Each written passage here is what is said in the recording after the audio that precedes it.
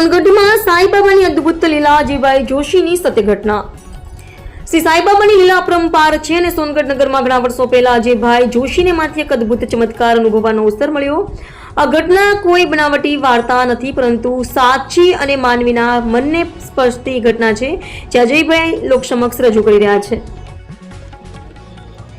અજયભાઈની માને તો ભગવાન શ્રદ્ધા રાખવી જ જીવનમાં સાચા દિશાદર્શનનો માર્ગ છે। તેઓ કહે છે કે માનો તો દેવ છે, નહીતર પથ્થર છે।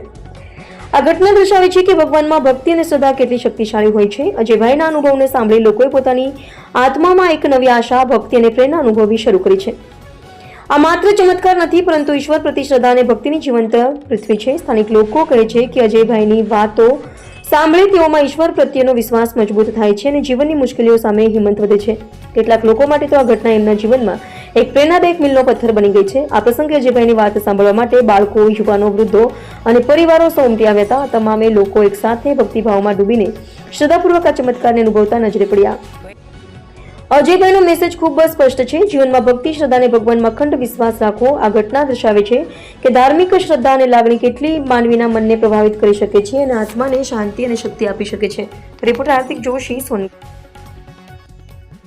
આ સાંઈબાબાની હું નિત્ય શિરડી ધામમાં જે સાંઈબાબાની પૂજા થાય છે એ રીતે જ નિત્ય પૂજા કરું છું। સવારના બસ કે 5 વાગે 6 વાગે સાંઈબાબાને કેસર સ્નાન, ગુલાબજળથી સ્નાન કરાવું છું।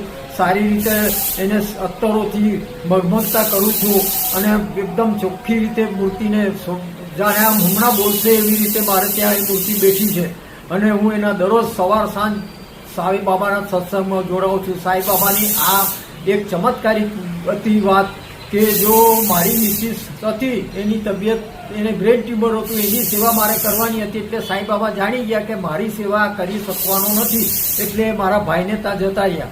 પછી મારી મિસિસનું મૃત્યુ થયું, એટલે સાંઈબાબા મને સપનામાં આવ્યા જ કહ્યું કે તું આવી મને લઈ જા, તું મને લઈ જા।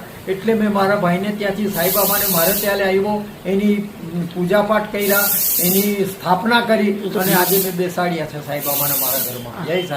હવે આવી રહ્યો છે દશેરો, દશેરાના દિવસે સાંઈબાબાની પૂજા કરવી પડશે। અભિષેક કરો, સાંઈબાબાની પૂજા કરો, સાંઈબાબાના અભિષેક કરો અને સાંઈબાબાના દર્શન કરવાનો લાવો લો। દશેરાના દિવસે તો સાંઈબાબાનું ખૂબ જ દર્શન કરીને પુણ્ય મેળવવાની તક છે।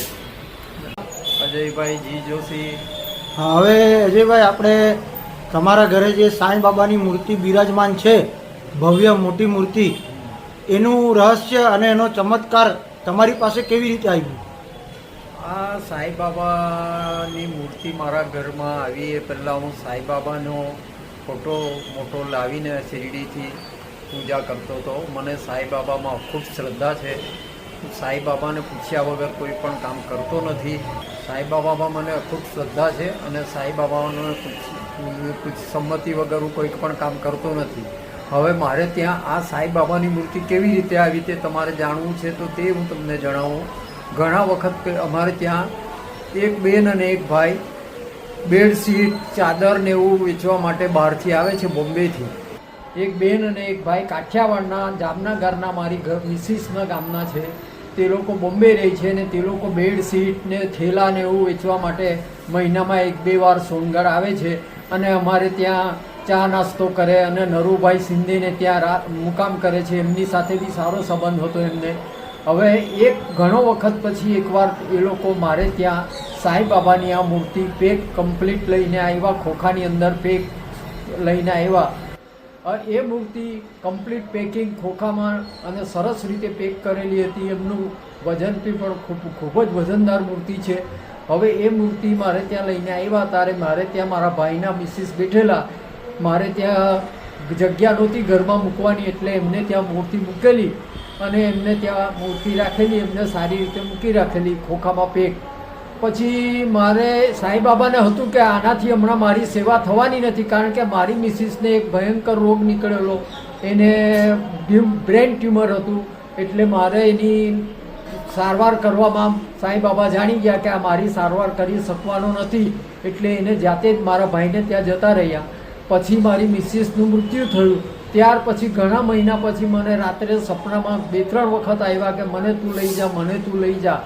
એટલે મેં પછી મારા ભાઈની સાથે વાત કરી અને એ મૂર્તિ મારે ઘેરે લઈ આવ્યો, એની પ્રાણ પ્રતિષ્ઠા કરી અને આજે એ મૂર્તિની હું દરરોજ સવારે પૂજાપાઠ કરું છું, સાંજે આરતીઓ કરું છું અને એના પૂછ્યા વગર મારા કોઈ કામ હું કરતો નથી અને ખૂબ જ ચમત્કારિક મૂર્તિ છે આ સાહેબ.